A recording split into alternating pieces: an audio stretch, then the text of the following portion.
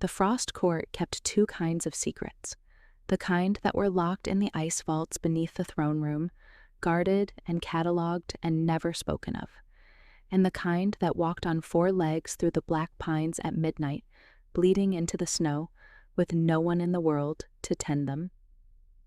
Wren knew about the second kind before she knew about the first. She just didn't know, yet, that they were the same secret wearing two different faces.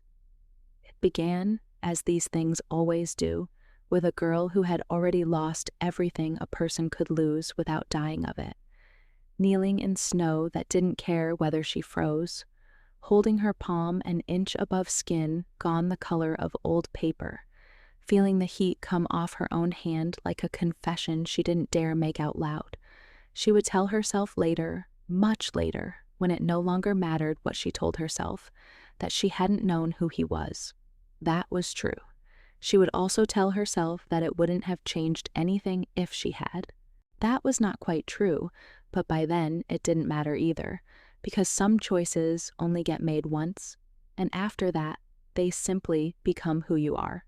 Wren scrubbed the stone floor of the Frost Court's lower kitchens with water so cold it had stopped feeling cold 3 hours ago, and she did not look up when the kennel master's boot stopped in front of her. "You missed a corner," he said. He did not point to it. He never pointed to it. That was the game. Make her search, make her guess, make her small. She found the corner. She scrubbed it.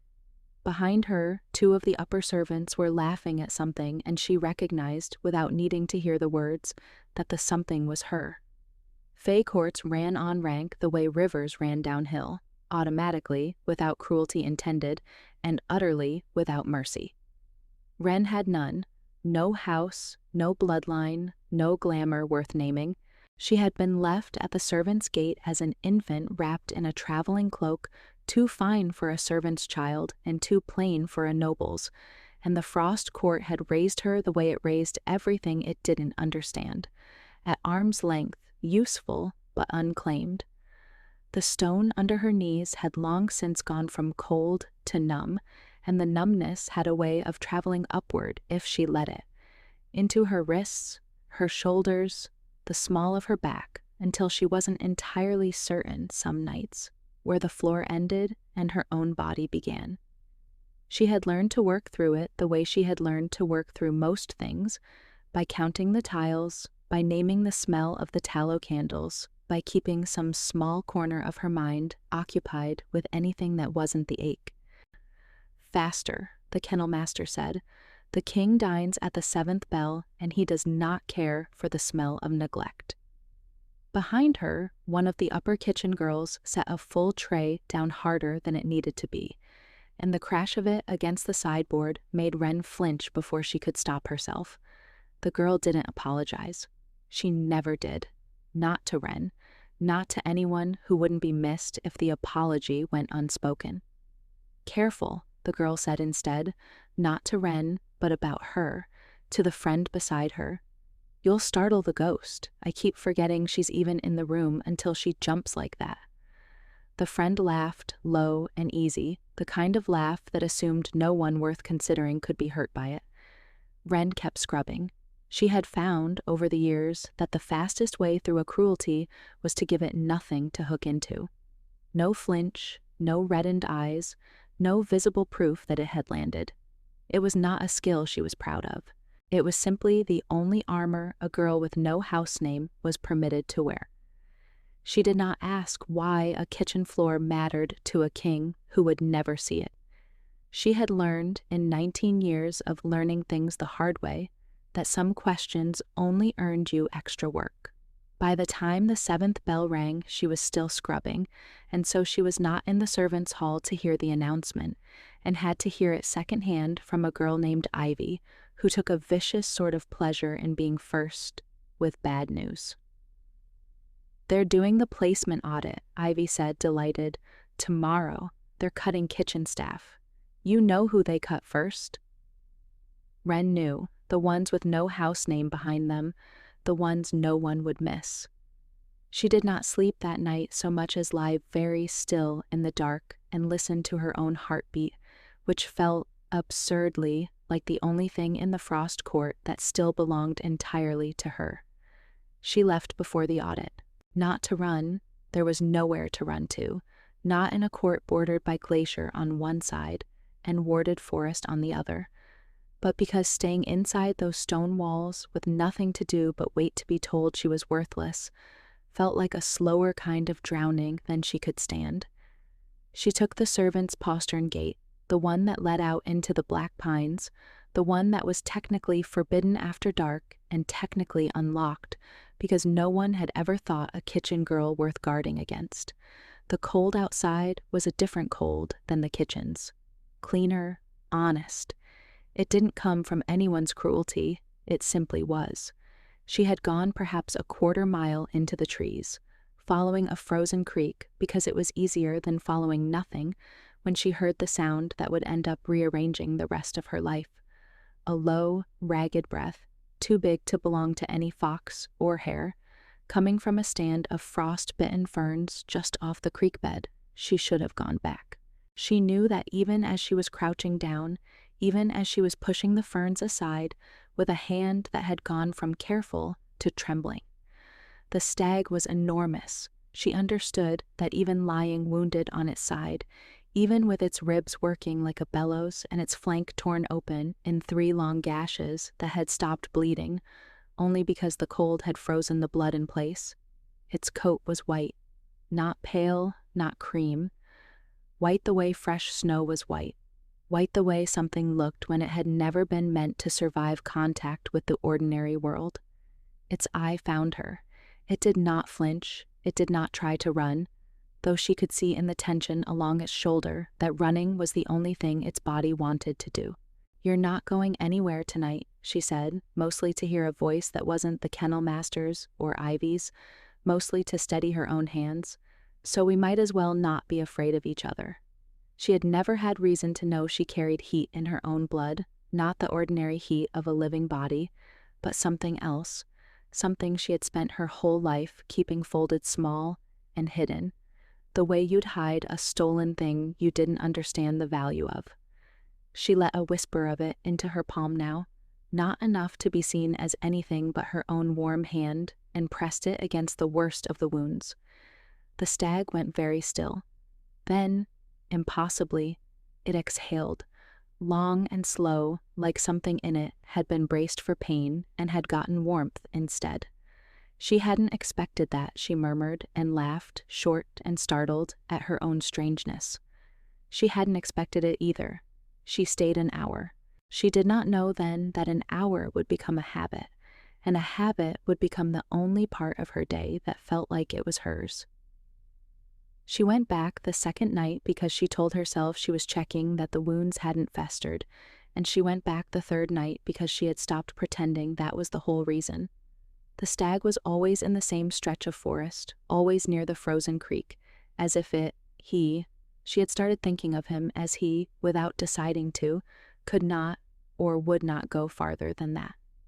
By the fourth night, the gashes along his flank had closed into thin dark lines, faster than any wound she'd ever seen heal, and she wondered, not for the first time, exactly what kind of creature let a servant girl's hands do that to it.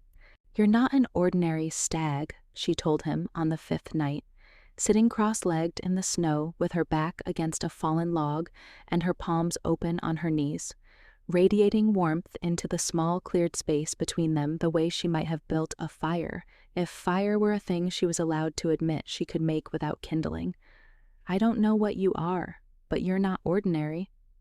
He lowered his great head and set it, very deliberately, in her lap. She went rigid with the shock of it, this animal the size of a horse, wild and wounded and enormous, choosing the single most vulnerable posture available to him and offering it to her without hesitation. Something in her chest did something she didn't have a name for yet. She would learn the name later.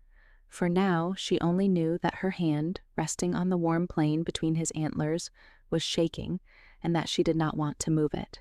"I should tell you something," she said, because the words came easier in the dark, to a creature who couldn't repeat them to anyone. "Tomorrow they're deciding whether I still have a place at the Frost Court. I don't have a house name. I don't have anyone who'd argue for me if they decided I didn't." She paused. "I've never told anyone that out loud. It sounds smaller, out loud, than it feels inside my chest." The stag made a low sound in his throat, not quite a groan, not quite a word, something in between, something that might have been agreement. "I know," she said, and pressed her forehead briefly to the crown of his head, between the antlers, where his skin was warmer than any part of an animal built for winter had a right to be. "Cold over cruelty. I'd take this, the cold, the woods you, over one more day of that kitchen. I'd always choose cold over cruelty." By day, the Frost Court decided her fate without asking her opinion of it, the way courts always did. She was summoned before the placement steward and 3 others she didn't recognize, and she stood in the center of the audience floor with her chin up because putting her chin down had never once made anyone kinder to her. The audience hall was the coldest room in the Frost Court by design. Ice-carved pillars rising into a vaulted ceiling that caught and multiplied whatever light entered it, meant to remind every petitioner standing on that floor exactly how small they were in comparison to the throne at its far end. Wren had stood there twice before in her life, both times for infractions no more serious than a dropped tray, and both times she had left with her ears ringing from the particular echo the hall gave to a superior's raised voice. She braced herself now for the same, counting the pillars the way she'd once counted kitchen tiles, keeping some small corner of her mind busy so the rest of her wouldn't have to feel the full weight of being discussed like an inventory item. It was not the steward who spoke first. It was the king. She had seen King Alaric perhaps 4 times in her life, always from a servant's distance, always through the particular blur that comes from being taught since childhood that looking too long at royalty was its own kind of insolence.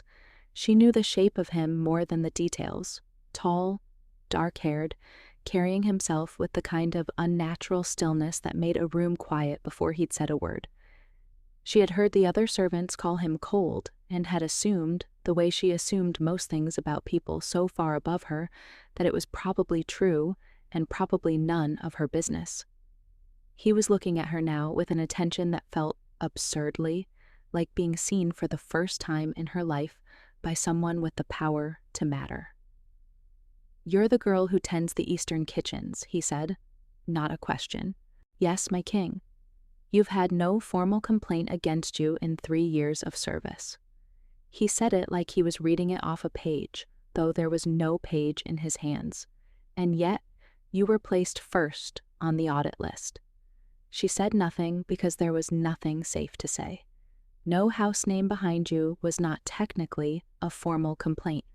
It was simply the reason that mattered most. Something moved behind his eyes. She would spend a long time later trying to name what, and never quite manage it. "The East Grove kennels have been short-staffed since the winter hunt," he said to the steward, not to her. "Reassign her there. Night watch." A pause. "She'll be less trouble to house near the forest wall than in the servants' quarters proper."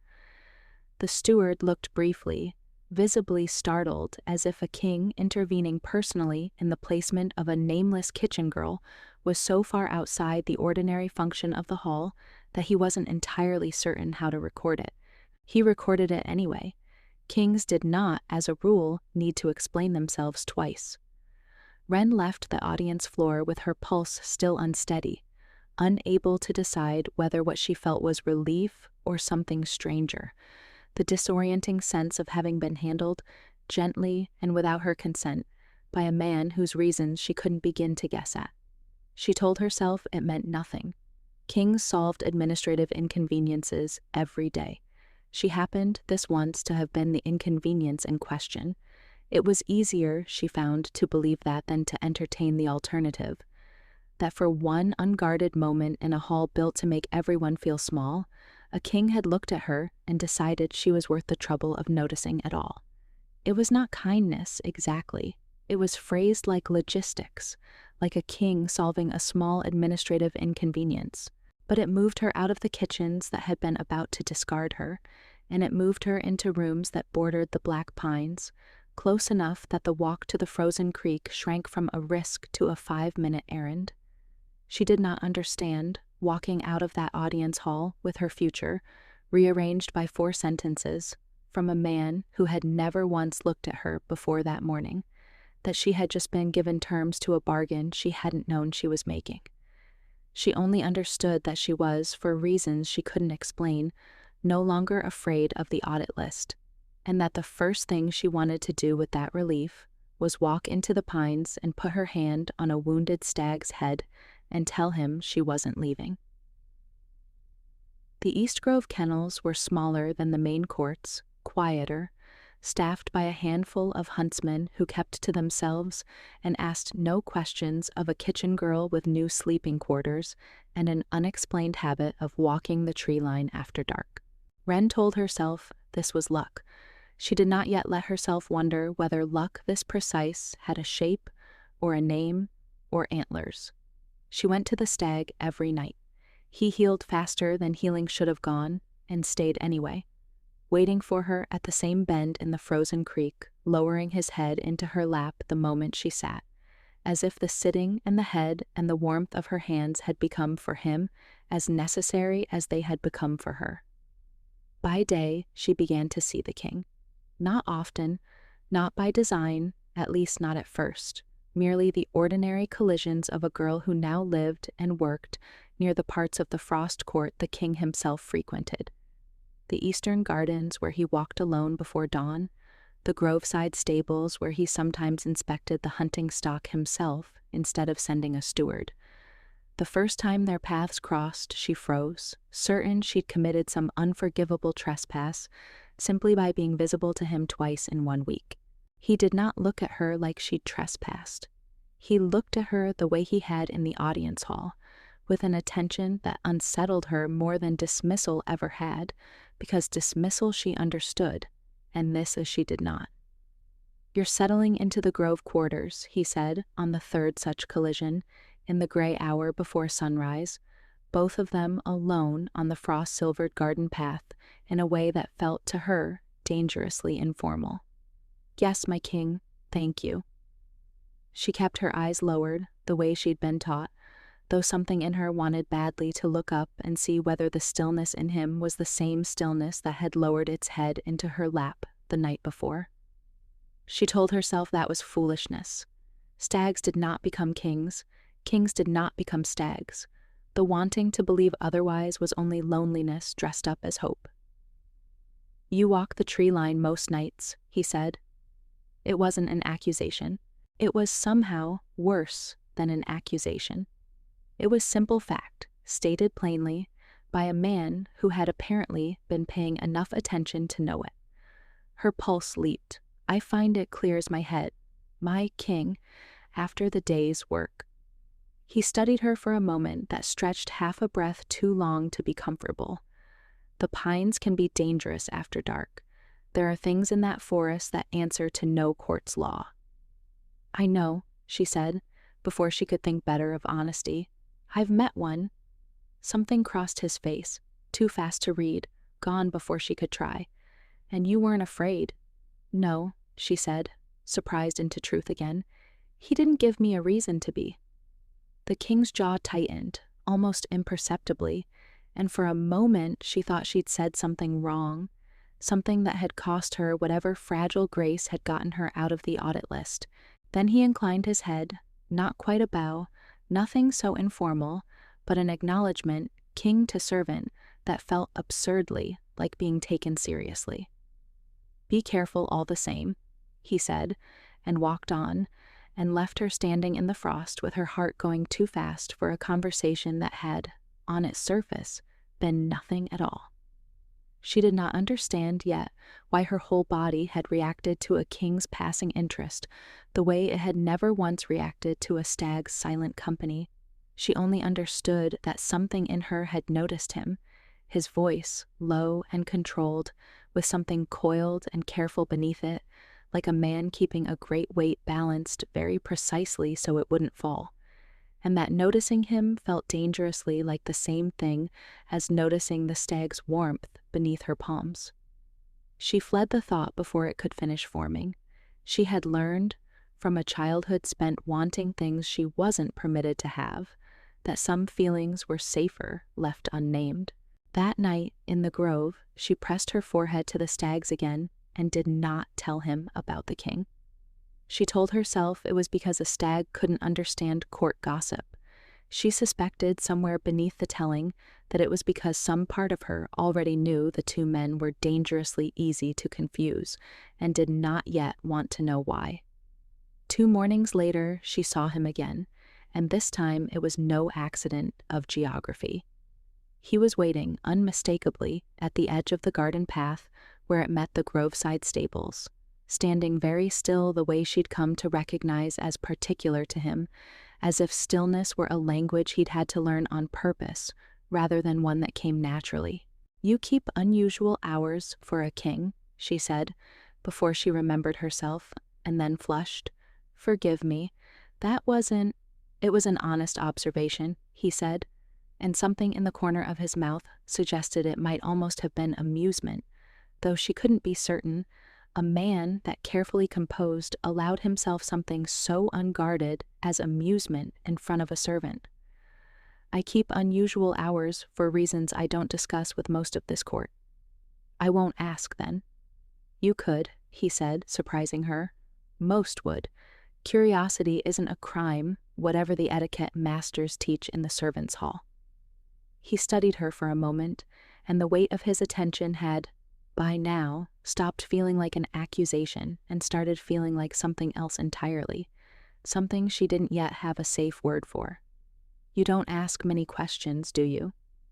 "Questions get you noticed," she said. "Noticed isn't always safe when you're no one." "You're not no one," he said, quiet and immediate, as if the correction had left him before he'd finished deciding whether to make it. Then, as if surprised by his own vehemence, he looked away first, out toward the tree line, toward the same black pines that held her stag, and her secrets both. "Forgive me. That wasn't my place either." "I didn't mind it," she admitted, and meant it more than she'd expected to. The night the king failed to appear at the evening court for the first time in longer than anyone could remember, the whole Frost court buzzed with theories. Illness, a diplomatic crisis, a curse from some rival house. Wren heard none of it directly. Kitchen and kennel staff moved through the court like water through cracks, present everywhere and consulted nowhere. But she felt, without being told, a strange tightening in her chest at the news, as if some part of her had already guessed what none of the theorizing servants had. She went to the grove that night with her heart beating too hard for the walk to explain. The stag was waiting, as always, at the bend in the frozen creek, but something was different. He seemed restless, pacing a tight circle where he usually lay still, and when she knelt in the snow and opened her arms the way she always did, he came to her fast, almost desperate, and pressed his head so hard against her chest that she nearly lost her balance. "Hey," she said softly, catching herself, wrapping both arms around the great warm curve of his neck. "Hey, I'm here." He shuddered under her hands, a long, full-body tremor that had nothing to do with cold. "I don't know what's wrong," she admitted, "but I'm not leaving until you tell me, somehow, that you're all right." He couldn't tell her, of course. He had never once made a sound she could call speech, not in all the nights she'd spent in this grove. But he settled, slowly, under the steady pressure of her hands, his breathing evening out to match the rhythm she kept without meaning to, low and slow, the way you'd calm a child. "I'll tell you something instead," she said, because it was the only gift she had to give a creature who couldn't ask for one. "There was a girl in the servants' quarters, before your time, I imagine, since you don't strike me as a great one for court gossip, who used to tell the youngest kitchen children stories to get them to sleep through the cold nights when the fires burned low. I was one of those children once. I don't remember my own mother's voice, but I remember hers." She told him the story she remembered best, an old Frost court tale about a girl who traded her own shadow to a river spirit in exchange for one true winter free of grief, and how she'd spent the rest of her life learning that grief, traded away, left a hole exactly shadow-shaped, and how the story's ending wasn't sad so much as honest, that some things you couldn't outrun only learn to carry differently. The stag listened the way he always listened, utterly still, ears turned toward her voice, that impossibly warm head heavy and trusting in her lap. She told him 3 more stories before the sky began to lighten, stories about foolish princes and clever cooks and a fire that lived in a girl's chest that she was too frightened to ever let out. And if her voice caught on that last one, if her hands trembled slightly against his neck as she spoke it, he gave no sign that he noticed, only pressed closer, warmth answering the tremor in her hands with a stillness of his own. "I've never told anyone that story," she whispered when the sky was nearly gray. "The fire one, I made it up. Or, I don't know if I made it up." She swallowed. "I have to go before the Grove staff wake. But I'll come back tomorrow. I always come back." The Grove, in the last hour before dawn, had a particular quality of silence that she had come to think of as sacred in the only way she understood the word. Not holy exactly, but set apart, untouched by the court's hierarchies and cruelties, a silence that belonged equally to her and to the creature breathing slow and steady beneath her hands. The frost on the ferns caught what little light there was and held it, and somewhere far off an owl called once and went quiet, and for a moment there was nothing in the whole world but the warmth passing between her palms and his skin, and the low white cloud of their mingled breath and the patient, endless dark.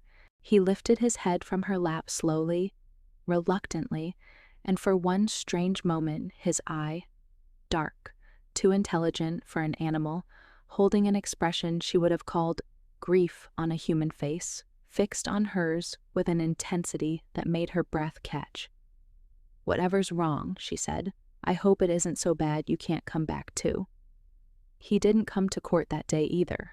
The king, that was, though she didn't let herself finish that thought all the way through even in the privacy of her own head. But that night, in the Grove, he was there again. Restless energy gentled into something calmer, something almost like relief, when she knelt beside him and let the warmth flow from her palms into the cold air between them, the small fire she kept folded so carefully hidden. Finally allowed somewhere to go. She told him a different story that night, one she liked better than the Shadow River tale, because it didn't end in anything shaped like loss. It was about a blacksmith's daughter who could hear the true names of things, the name beneath the name, the one that mattered, and who fell in love with a soldier everyone else in her village called Cursed, because he flinched at loud sounds and disappeared for days without explanation. The village wanted her to leave him. She refused, not because she understood his affliction, but because she had heard, once, the true name beneath his silence. And it wasn't Cursed. It was simply tired in a way that needed patience instead of fear. "I don't know why that one keeps coming to mind lately," she admitted, running her fingers slowly through the coarse white fur at the base of his neck. "Maybe because I think everyone who looks frightening from the outside is carrying something on the inside that just wants someone patient enough to listen to it." The stag exhaled, long and slow, and pressed closer, and if she had been looking at his face in that moment, instead of at the gray line of dawn creeping over the tree line, she might have seen something in his dark eye that looked, unmistakably, like a man hearing his own truest name spoken aloud for the first time in 11 years. They stayed like that until the frost on the ferns began to catch the first thin gold of morning, neither of them in any hurry to be the one who moved first. The Grove, in that particular hour, belonged to no court and no crown, only to a girl who had spent her whole life being told she was too small to matter, and a creature who could not tell her, yet that she had already become the largest thing in his. He came to the eastern gardens again 3 mornings later, as if the strange absence had never happened, and something in the careful control of his bearing had shifted. Not broken, not softened exactly, but loosened, the way a man's shoulders loosen after he's set down a weight he'd stopped noticing he was carrying. "You look tired," she said, before she could stop herself, and then flushed at her own presumption. "Forgive me, my king. That wasn't my place." "It's an honest observation," he said. "I've had difficulty sleeping." A pause, longer than the words needed. "There's a burden that comes with certain kinds of rule, not the kind anyone writes ballads about." She thought of the stag's restless circling, his desperate press against her chest, and felt something uncomfortable settle at the base of her spine. A question she wasn't ready to ask, forming itself anyway. "May I ask, what kind, my king?" He looked at her for a long moment, and she had the distinct sense of watching a man decide, in real time, how much of himself he was willing to let a servant girl see. "There are obligations that come before I was crowned," he said finally, carefully. "Old ones, bound into the land and the bloodline both, in ways even the court physicians can't fully explain. I don't sleep well because some nights the obligation is heavier than others." It was not an answer. It was the shape of an answer, offered by a man clearly unused to offering shapes of anything to anyone. "That sounds lonely," she said, and this time didn't apologize for the presumption. Something flickered across his face. Surprise, she thought, the surprise of a man who had expected pity or fear and gotten neither. "It is," he admitted, and the admission seemed to cost him something, the way honesty always seemed to cost people who'd spent their whole lives being told that honesty was a weakness a king couldn't afford. "You're the first person in this court who's said so plainly." "I know something about lonely," she said, "not the king's kind, the kind that comes from having no one whose job it is to notice if you disappear." "That kind is worse," he said, quiet and certain. "Mine is at least witness, even if it isn't understood. Yours goes unmarked." She hadn't expected that. A king defending the weight of her small, unmarked life against the weight of his own crowned one. Something warm bloomed in her chest, dangerous and unfamiliar, the particular warmth of being seen by someone she'd assumed was too far above her to see anything at all. He noticed. She could tell by the way his eyes tracked the shift in her expression, by the way something in his careful control eased another fraction, as if her reaction mattered to him in a way he hadn't planned for and didn't entirely know what to do with. "I should let you get to your work," he said, though he didn't move for a moment longer than the sentence required. Then, almost as an afterthought, reaching into the fold of his coat, "Here." He held out a small carved wooden token, a stag, she realized, turning it over in her palm, its antlers rendered in painstaking, loving detail, the kind of craftsmanship that took hours and belonged to no one's job description. "For luck," he said, already turning to go, as if giving it to her had embarrassed him. "The Grove staff say the winter's been hard on the eastern kennels. I'd rather you didn't come to harm walking that tree line." It was such a small thing, a carved token, no larger than her thumb, but it was the first voluntary act of tenderness she had ever received from anyone in the Frost Court who wasn't asking her to earn it first, and she stood in the frost long after he'd gone, turning the little wooden stag over and over in her fingers, feeling something crack open in her that she did not yet have a name for. She told herself, walking back toward the Grove quarters, that she should put it away and forget it. A king's small kindness was not an invitation.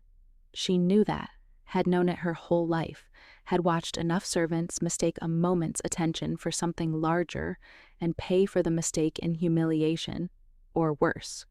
She should leave the feeling where it was. She should refuse to let it grow into anything shaped like hope. She didn't. She carried the token in her palm the rest of the walk, and when she reached her quarters, she didn't set it on the shelf with her few other belongings, the comb and the mended shawl and the small collection of pressed leaves she'd kept since childhood, for no reason she could explain. She kept it in her pocket instead, close against her. The way you kept something you weren't ready to admit had become important. That night, in the grove, the stag lowered his head into her lap as always, and she found herself, without quite meaning to, reaching into her pocket and pressing the small wooden carving against the warm plane of his throat, as if introducing two halves of something she could not yet let herself imagine were whole. "I met someone," she told him very quietly. "I don't know what to do with the way it made me feel." She paused. "I think I might be in danger of caring too much, too fast, about a man who has no reason to look twice at a girl like me." The stag went very still beneath her hands, the particular stillness she would realize much later of a man holding his breath. 2 mornings later, she found a small stack of books waiting on the bench outside her quarters at the grove's edge, old ones, worn at the spines, the kind that hadn't been printed in 100 years, the kind that only lived in a royal library that most servants never got permission to enter. There was no note. She didn't need one. "You didn't have to do that," she told the king the next time their paths crossed in the garden, half accusing, half something else she didn't have a name for. "I didn't do anything," he said, with the particular blank innocence of a man who was, in fact, terribly bad at appearing innocent. The library steward must have made an error in the delivery rounds. "The library steward doesn't know I exist." "Then it was an even stranger error than I realized," he said, and there was that almost amusement again tucked into the corner of his mouth, and she found herself smiling before she'd decided to. She read one of the books that night in the grove, aloud, to a stag who couldn't have cared less about the plot of an old sailor's romance, except that he lay with his head in her lap and his breathing slow and even. The entire time, as though the sound of her voice mattered more than the words it was shaping. She had never, in her whole life, been allowed to simply sit somewhere and read without a task, waiting to fill the moment the reading ended. It felt absurdly like the most luxurious thing anyone had ever given her. Not the books themselves, though they were lovely, but the permission to be unproductive in someone's presence and have it cost her nothing. He noticed. She could tell. She murmured it half to herself, watching the fire-flecked dark beyond the tree line, unsure anymore whether she meant the king who'd left the books or the creature who'd stayed to hear them read. Queen Seirith arrived at the Frost Court 11 days later, in a procession of ice-white sleighs and silent, glittering retainers, and the entire court reorganized itself around her presence the way water reorganizes around a stone dropped into a still pond. Wren heard about it the way she heard about everything, secondhand through kitchen gossip, delivered with the particular relish servants reserved for news that promised drama above their station. Queen Seirith ruled the glacier court to the north, and had, apparently, come to discuss an alliance, the kind of alliance that got sealed with a marriage rather than a treaty. "They say she's wanted him for years," Ivy reported with vicious delight, the two of them scrubbing pots side by side for once, united by curiosity, if nothing else. "Says the Frost Court's been weak since the old king died, needs an ice bloodline consort to steady the throne properly. Some old prophecy nonsense about the current king's line being cursed thin." She lowered her voice. "They say that's why he's been sickly some nights. Cursed." Wren's hands went very still in the dishwater. "Cursed how?" Ivy shrugged, already bored with the topic. "How would I know? I'm not important enough to be told secrets. Neither are you." She said it without malice, simply as fact, and went back to her pots, leaving Wren alone with a question that had suddenly become the only thing in the world that mattered. She went to the grove early that night, unable to wait for her usual hour, and found the stag already there, already pacing, already carrying the same restless, desperate energy he'd carried the week the king had vanished from court. "Is it her?" Wren asked, kneeling fast, running her hands over his flanks as if she might find, somewhere on his enormous body, the physical shape of an answer. "Is she what's wrong?" The stag pressed his head hard against her shoulder, not the gentle, trusting weight he usually offered, but something closer to desperation, something that felt, horribly, like a warning. She didn't understand the warning until 3 nights later, when Queen Cirith found her alone in the eastern gardens at the gray hour before dawn, exactly where the king used to find her. "You're the Grove girl," Cirith said, and her voice was ice given shape, beautiful, precise, and utterly without warmth. "The one he's taken an interest in." Wren's whole body went cold in a way that had nothing to do with the weather. "I don't know what you mean, my queen." "Don't," Cirith said, almost gently, the way one might correct a child. "I've watched him for 3 days. I know the particular stillness a man gets when he's protecting something he doesn't want. Protected too obviously. I saw it on my own father, once, and I know precisely what it costs a court when a king lets that stillness become a weakness." She circled Wren slowly, the way a predator circles something it hasn't yet decided is worth the effort of killing. "What are you? No house name, no bloodline the court records acknowledge, and yet you walk that tree line every night like you own it." "I walk it because it's part of my duty station, my queen." The lie came out steadier than she felt. "Do you know what he is, girl? What the curse in his bloodline actually costs him?" Cirith's smile was thin and sharp. "No, of course you don't. He wouldn't tell a servant something that dangerous." She leaned close, and her breath was cold enough to sting. "The curse breaks only one way, a vow, freely given from someone who loves both the man and the burden equally, who chooses them both without knowing which is which. Every ice bloodline in 3 courts has spent 2 centuries trying to arrange a match precise enough to satisfy that condition through contract instead of chance. I intend to be the one who finally does, and I will not have some nameless kitchen girl complicating 200 years of careful work because a lonely king mistook gratitude for something else." Wren's heart was hammering so hard she was certain the queen could hear it. "I don't know what curse you mean." "Then you're of no consequence," Cirith said, straightening some of the ice returning to her posture. "And you'll have no objection to staying far away from the eastern grove until my business here concludes." Her eyes narrowed, assessing, cataloging. "There's something strange in you, girl. A heat I don't like the smell of, this close to a frost court. I'd advise you to keep it as buried as you've apparently kept it so far. Fire blood doesn't survive long in courts like this one, once it's found." She left Wren standing alone in the frost, shaking, the small wooden stag clutched so hard in her fist that its carved antlers left marks in her palm. The garden, which had felt like the safest corner of the frost court only a week earlier, suddenly felt like the most exposed place she had ever stood. She did not go straight back to her quarters. She found herself, instead, in the kitchen she'd once scrubbed on her knees, standing in the doorway with no clear reason for being there, until Ivy looked up from the washing basin and, for once, didn't say anything unkind. "You look like you've seen a ghost," Ivy said, and then, more quietly, glancing toward the door to be sure no one else was near, "Or like a ghost's seen you." "Something like that," Wren managed. Ivy studied her for a long moment, longer than she'd ever spared Wren before, and something in her face softened, the small cruelty she usually wore like armor dropping away to reveal a girl not so very different from Wren underneath it. "The Glacier Queen's retainers have been asking questions in the servants' hall about the Grove girl, about what you are." She lowered her voice further. "I told them I didn't know anything worth telling," which was true, "but I could have guessed if they'd pushed. I've seen you glow at the edges sometimes when you think no one's looking." Wren's breath caught. "You never said anything.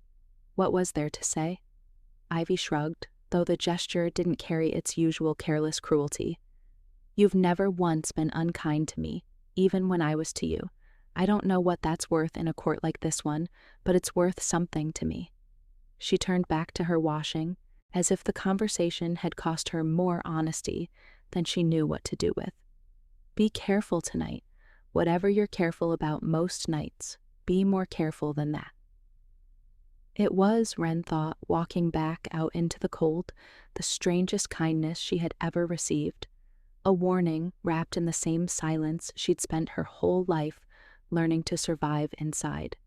She was in danger of losing everything: the grove, the king's careful, unexplainable kindness, the wounded creature who'd become the only steady warmth in her life. And she understood, standing there with Sirith's threat still hanging in the cold air, that she had perhaps one night left before the queen made good on making her disappear. She went to the grove that night anyway. She would always choose cold over cruelty, and staying away, now, felt like the cruelest thing she could do to a creature who'd trusted her with his wounds. The walk through the black pines felt longer than it ever had before.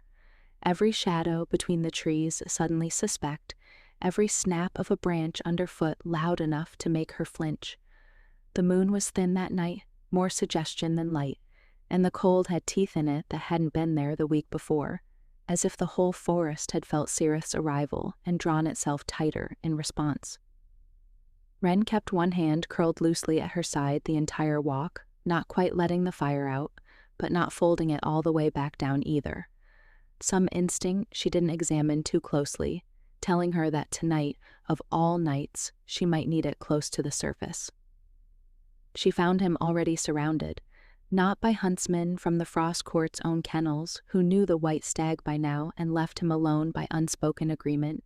These were Sirith's retainers, 4 of them, moving through the trees with ice-crafted spears and the particular silent efficiency of people who had been given an order and did not intend to fail it. "The queen wants the beast that's been distracting the king," one of them said, to no one in particular, raising his spear. "Says its blood might tell us something about the bloodline curse. Says it doesn't matter if it survives the telling." Wren didn't remember deciding to run forward. She only remembered being suddenly between the spear and the stag's flank, arms spread, her whole body shaking with a fear that felt, distantly, less important than the certainty driving her. "You'll have to go through me," she said, and heard how absurd it sounded even as she said it. A kitchen girl, no house name, no rank, standing between 4 armed retainers and a queen's direct order. "Move," the lead retainer said, without much interest, the way you'd tell a stray dog to move. Behind her, she felt the stag try to rise, try to put his own wounded body between her and the spears. Despite the effort it clearly cost him, and something about that, about a creature who had spent every night of their acquaintance letting her be the one who protected him, now trying, at the worst possible moment, to protect her instead, was the thing that finally broke the last of her restraint. "No." He raised the spear, and something in Wren, something she had spent 19 years keeping folded small and hidden, something she had let out only in careful whispers into a stag's warm fur in the dark, broke loose all at once, faster than thought, faster than fear. Fire poured out of her palms in a wall of light and heat that turned the frozen creek to steam and sent the retainers stumbling back with cries of shock, their ice-crafted spears hissing and cracking in the sudden warmth. She didn't aim to hurt them, some instinct even in the terror of the moment held her back from that. But the fire was enormous, uncontrolled, years of suppression unleashed in a single desperate heartbeat, and it lit the whole grove, gold and orange against the black winter trees. She was fireborn. She had always known it, buried in the deepest, most frightened part of herself, and now 4 of Queen Sirith's retainers knew it too, and there was no folding this back into hiding, not now, not ever again. Behind her, the stag made a sound she had never heard him make before, not the low half-groan she'd grown used to, but something sharper, more anguished, almost like a word trying to force its way out of a throat that wasn't built for speech. The retainers fled. Whatever they'd been ordered to retrieve, it clearly hadn't included facing down a fire-blood in full, unguarded bloom. Wren stood in the steaming ruin of the frozen creek, breathing hard, her hands still lit faintly gold at the edges, and turned to check on the stag. And watched, in the space of 3 heartbeats, his white coat dissolve into pale skin, his antlers fold inward and vanish, his whole enormous shape fold down and down and down, until King Alaric knelt in the melted snow where the stag had been, breathing as hard as she was, looking up at her with an expression she had no name for, because she had never, in her whole life, seen a king look at anyone the way he was looking at her. "You," she whispered, and the word held every night in that grove. Every story she'd told a creature she now understood had heard every word of them, as a man. The steam still rose from the melted creek around them, curling pale against the black trees, and somewhere in the wreckage of the moment she registered, distantly, that her own hands were still faintly gold at the fingertips, that the fire she had spent 19 years folding small had finally, irrevocably, made itself known to the one person in the frost court whose reaction to it might determine whether she lived to see morning. "Wren," he said, her name in his voice for the first time, and something in her chest cracked open entirely, past all the careful folding. She'd done her whole life to keep it small. "You knew," she said, "this whole time. You knew it was me." "I didn't know what you were," he said, hoarse, still catching his breath, still kneeling in melted snow that was already beginning to refreeze around them both. "Not until tonight. I only knew that you were the only warmth I'd felt in this curse in 11 years, and I was too much of a coward to ask you what it meant that I could tell the difference between your hands and anyone else's." "You're the king," she said, still barely able to make the two truths sit together in the same sentence. "You're the stag. You're both." "I'm cursed to be both," he said. "By day, king. Some nights, the nights it takes me hardest, the stag, powerless, unable to speak, unable to rule, unable to do anything but hope. Whoever finds me first doesn't mean me harm." He looked at her, and something in his careful control finally, fully broke. "You found me first, every single time, and you never once treated the powerless version of me as less than the crowned one." "I didn't know they were the same person," she said. "I just knew you needed someone. That was enough." "It's more than enough," he said. "It's the exact condition of the curse, Wren. Someone who loves both the man and the burden, equally, without knowing which is which." His voice broke on the word loves, as if he hadn't meant to say it yet, as if it had escaped before he'd finished deciding whether he was allowed to. "Cirith has spent 2 centuries trying to arrange that through contract. You did it by accident, sitting in the snow, telling a wounded animal your secrets." She thought absurdly of the small wooden stag still clutched in her fist, of a king embarrassed by his own tenderness, of a creature who had listened to every story she'd ever been too frightened to tell another living soul. "The blacksmith's daughter," she said, half to herself, "the one who heard the true name beneath the fear. I told that story to you, not to some animal who couldn't understand it." "I understood every word," he said, and there was something raw in his voice now, something that had clearly been held back through 11 winters of silence and finally had nowhere left to go. "I understood it better than I've understood anything said to me since I was crowned. No one talks to a king the way you talked to a wounded stag, Wren. No one is that honest with something that has power over them. You were only ever honest with me because you didn't know I had any. Would it have mattered if I'd known?" "I don't know," he admitted. "I've spent 11 years terrified of finding out. Terrified that the moment anyone learned what I was, they'd start performing for the crown instead of speaking to the man wearing it." His hand found hers, cold fingers wrapping around fire-warm ones, and neither one of them pulled away. "You never got the chance to perform. You already meant it before you knew there was anything to gain by meaning it." Somewhere behind them, in the trees, she heard the retainer's retreat turn into something louder. Voices, torches, the unmistakable sound of a hunting party regrouping with reinforcements. "They'll come back," she said. "Cirith knows what I am now. She won't let this go quietly." "No," Alaric said, rising unsteadily to his feet. the king's bearing settling back over him, even through the visible exhaustion of the shift. She won't. He looked at Wren with a fierceness that had nothing courtly left in it at all. But she doesn't get to decide who I choose. Not with a curse, not with a contract, not with 2 centuries of careful, bloodless arranging.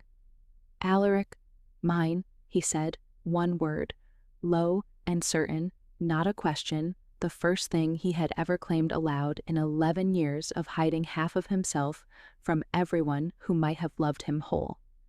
If you'll have both halves of me, fire blood, the crowned one and the powerless one, I don't have anything else worth offering. She should have been afraid of Cyrith's fury, of the court's judgment, of a fire-blood's fate in a court built on ice. She should have run. She didn't. She never had. Not once. Not from the very first night she'd knelt in the snow beside something wounded and chosen to stay. I already chose, she said, every night I came back. I just didn't know yet what I was choosing. Queen Cyrith did not surrender the alliance quietly. She stood before the full frost court 3 days later.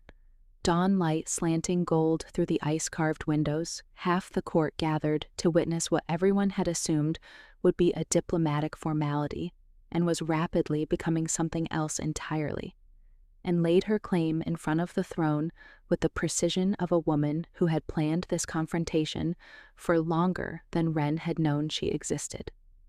Wren stood at the base of the dais in a borrowed gown that fit poorly at the shoulders, acutely aware of every eye in the hall finding her, and lingering, some in open curiosity, some in the same contempt she'd spent her whole life learning to walk through without flinching. She caught sight of Ivy near the servants' entrance, wide-eyed, hand pressed to her mouth, and felt, absurdly, a small flicker of something like sympathy for the girl who had never once been unkind enough to deserve real anger, only small enough herself to need someone smaller to feel above. "He is cursed," Cyrith announced to the assembled court, "and the curse endangers this entire bloodline succession.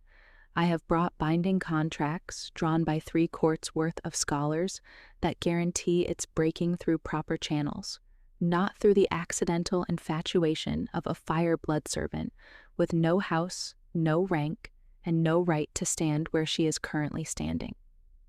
"The curse already broke," Alaric said, from the throne, quiet and absolutely immovable, 3 nights ago, in the Eastern Grove.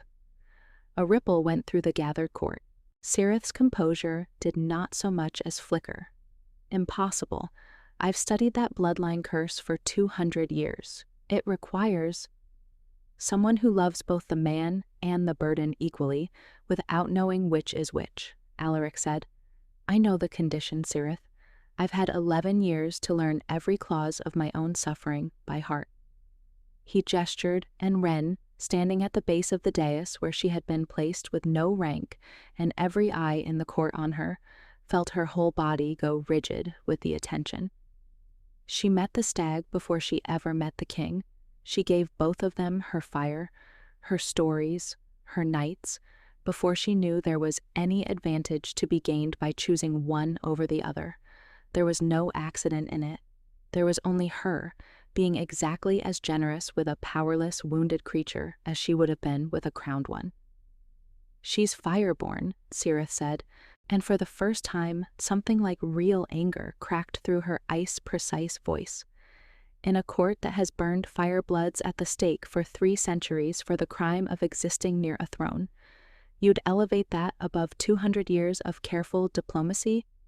The court's law on fire blood was written by frightened men protecting a throne they didn't understand," Alaric said.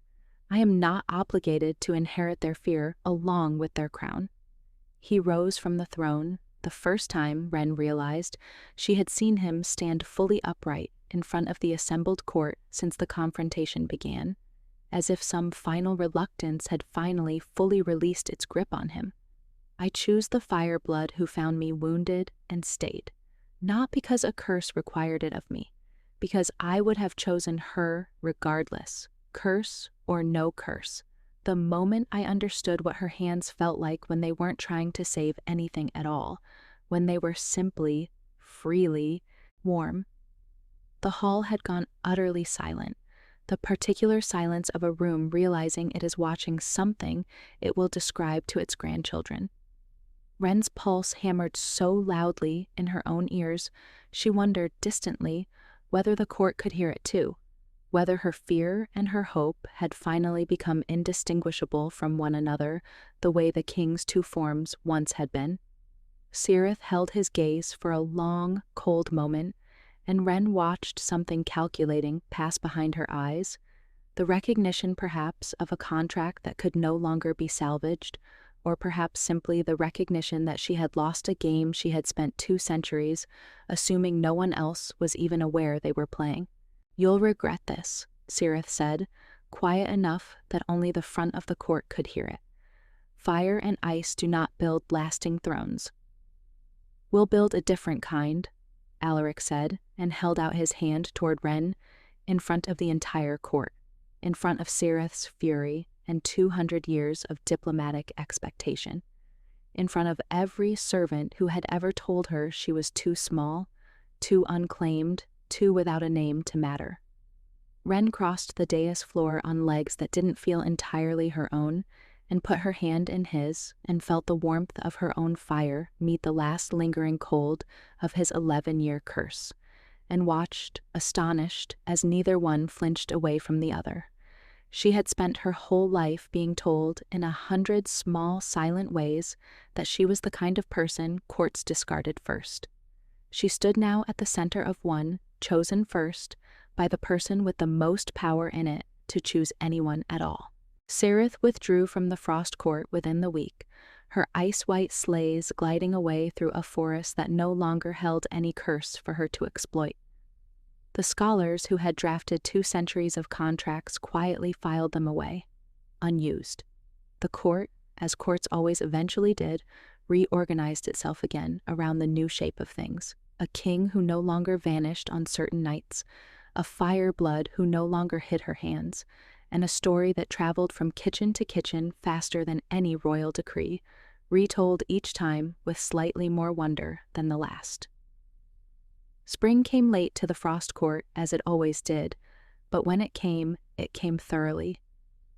The black pines softening at their edges, the frozen creek finally, fully thawing, the eastern grove filling with the kind of green that made the long winter feel, in hindsight, like something survivable rather than something merely endured.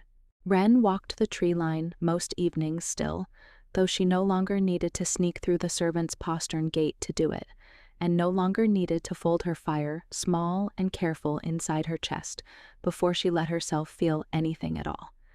Alaric walked with her more evenings than not, when the court's business allowed it, and on the evenings it didn't, she found she no longer minded waiting. There was a difference, she'd learned, between waiting for someone who might not come back and waiting for someone who always did.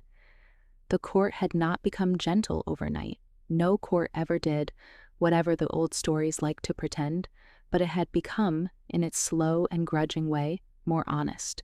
The law on fireblood had been struck from the records within the month, and though there were still those in the upper households who watched Wren with a particular wariness reserved for things they didn't understand, there were others, more than she'd expected, who had simply started treating her the way people treated anyone the king had chosen to stand beside, carefully, respectfully, and without the old assumption that a person's worth could be measured by the house name attached to their birth.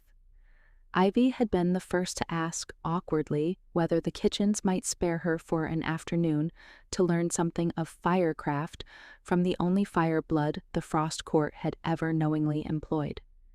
Wren had said yes before the girl finished the question, and if her hands shook a little the first time she guided Ivy's palm close enough to feel the heat without flinching from it, it wasn't from fear. It was something closer to the particular disbelief of a person discovering, late and all at once, that kindness could be a thing you gave away freely and still somehow have more of left over than you started with. There were nights still, fewer now, but not none, when Alaric felt the old pull of the curse's absence like a phantom ache, a habit his body hadn't fully unlearned even after the binding that had shaped 11 years of his life had finally broken. On those nights, he came to the grove anyway, human and whole and entirely by choice, and sat on the pale wood bench until whatever restlessness had brought him there settled on its own, with Wren's hand steady and warm in his, and no curse left to make the visit necessary.